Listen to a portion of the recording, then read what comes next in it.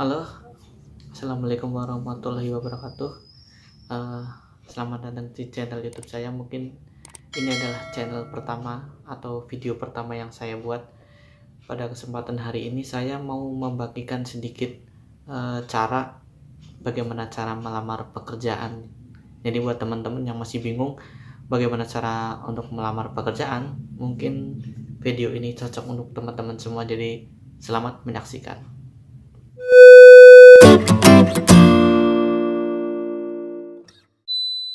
Oke, tadi cara pertama ada pakai pos. Jadi pakai pos itu cara yang umum digunakan, tapi sekarang mungkin sedikit ditinggalkan karena eh, biaya dan waktu tempuh perjalanan surat lamaran ke tempat tujuan itu membutuhkan waktu 2 sampai 3 hari, bahkan kalau eh, lagi overload gitu sampai 4 hari.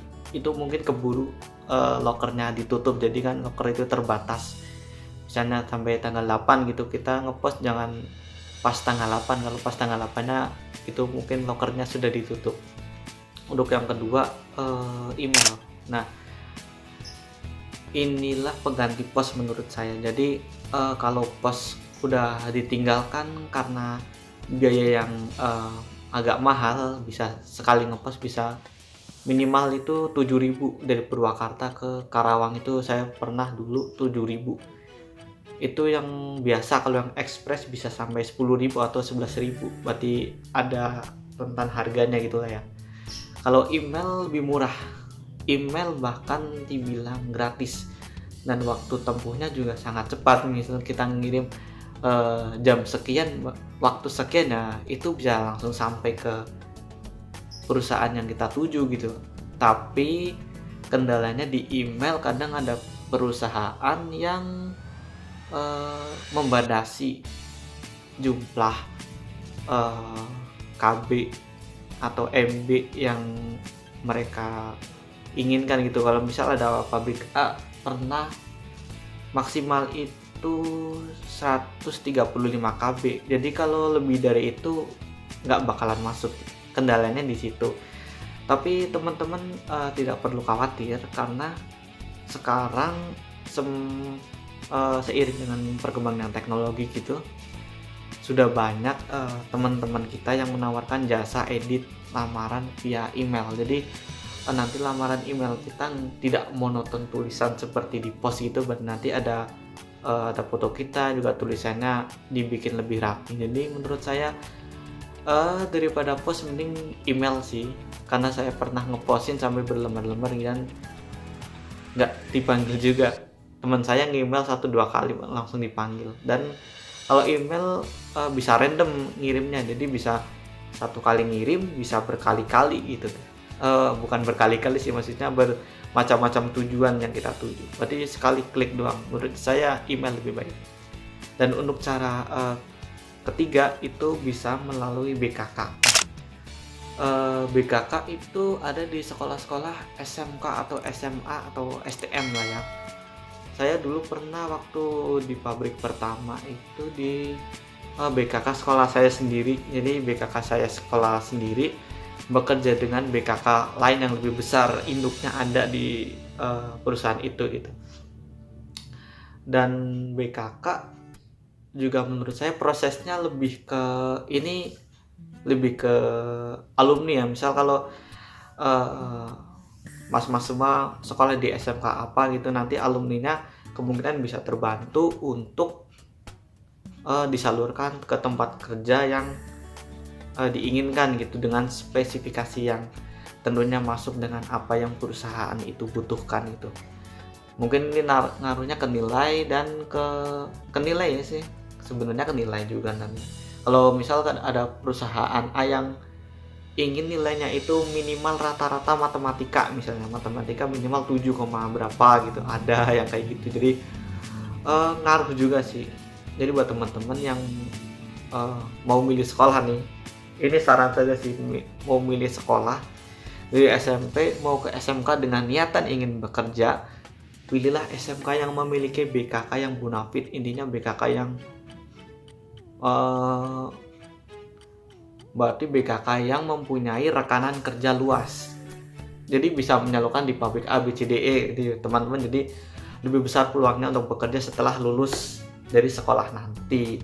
Tapi kalau BKK juga bisa dari luar alumni. Kalau saya dulu pernah di SMK 1 Karawang. Dulu saya masuk ke Yamaha lewat situ. Dan itu cuma daftar Rp20.000, setelah itu bener-bener gratis. Intinya MCU juga ditanggung oleh perusahaan, jadi BKK cuma menyalurkan saja teman-teman yang mau bekerja. Pendaftarannya dulu itu Rp20.000. Rp20.000 itu dulu sudah murah sih menurut saya, karena MCU ditanggung perusahaan, jadi nggak ada biaya lain. Yang keempat itu yayasan. Saya bukan pernah sih, udah kemarin-kemarin di pabrik saya yang sekarang masih bekerja. Jadi yayasan, di yayasan itu sebenarnya banyak ya.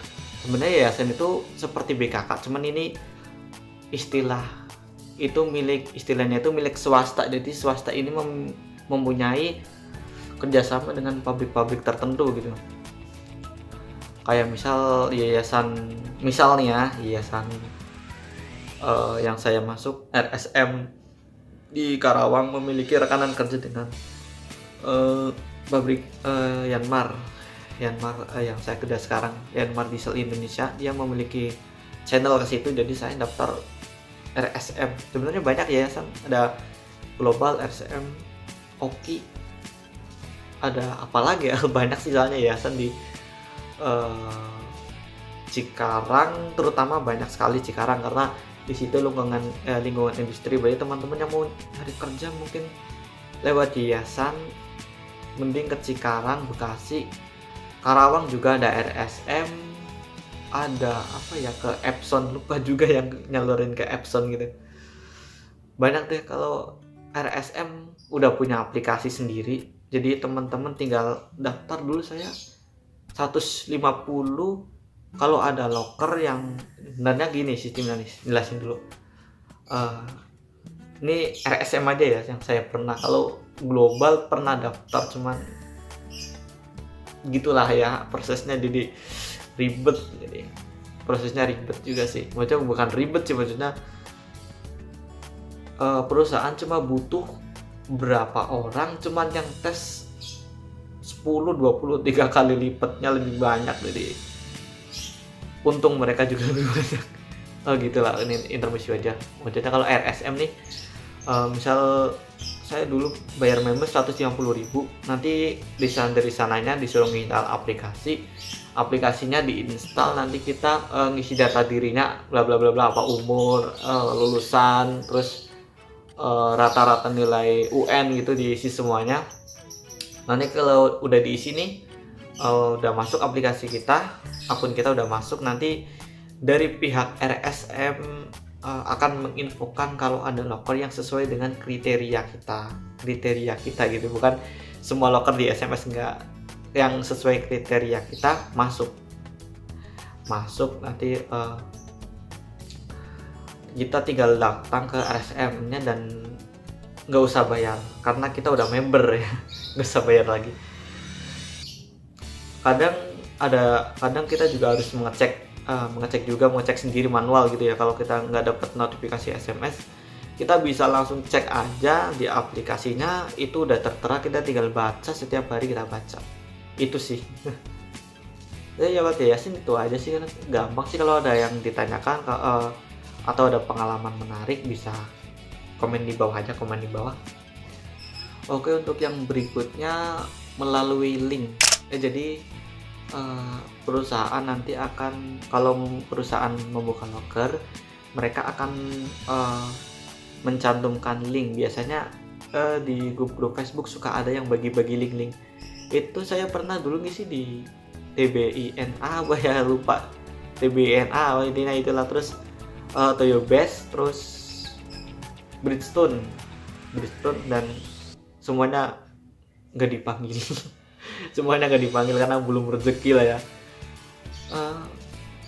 Jadi kalau link si timnya ada link, terus kita klik aja nanti di situ ada kayak data diri.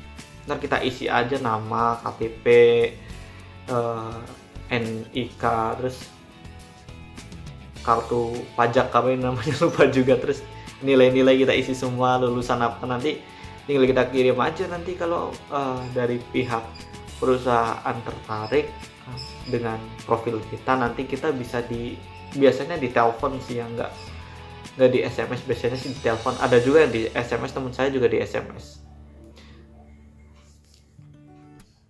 Untuk yang berikutnya ya Jobstreet biasanya Jobstreet itu kayak semacam pameran lowongan yang diadakan. Dulu saya pernah di Kramat Jati itu di basementnya, bukan basement sih, kayak tempat parkir gitu, basement lah ini nyebutnya, tempat parkir.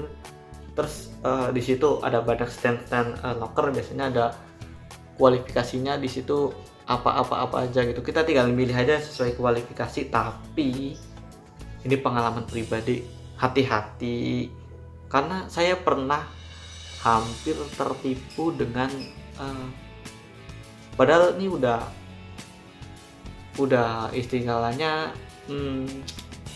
legal lah ya kan, Jobstreet kan istilahnya semuanya gitu ikut. Dan saya anehnya nggak pernah daftar dulu ada panggilan dari PT Kongguan, jadi PT Kongguan tapi alamat panggilannya nggak di Kongguannya gitu. Alamat panggilannya di ruko mana gitu. Jadi saya ini buat teman-teman yang nggak merasa email atau ngepost di pabrik apa terus ada panggilan nggak jelas, mending nggak usah datang ya. Pengalaman saya di depan pengalaman teman saya yang pernah kena juga, itu biasanya MLM sih biasanya. Nanti kita dipindahin duit untuk alasan untuk uang seragam, nanti pasti masuk gini, ujung-ujungnya nanti kita zoom. Jadi buat teman-teman hati-hati aja. Terus yang berikutnya ini yang teman-teman biasa yang pikirannya udah mentok gitu, udah capek nganggur, lewat calo. Tapi saya tidak menyarankan lewat calo karena sudah banyak korban-korban penipuan yang sudah tertipu istilahnya ya.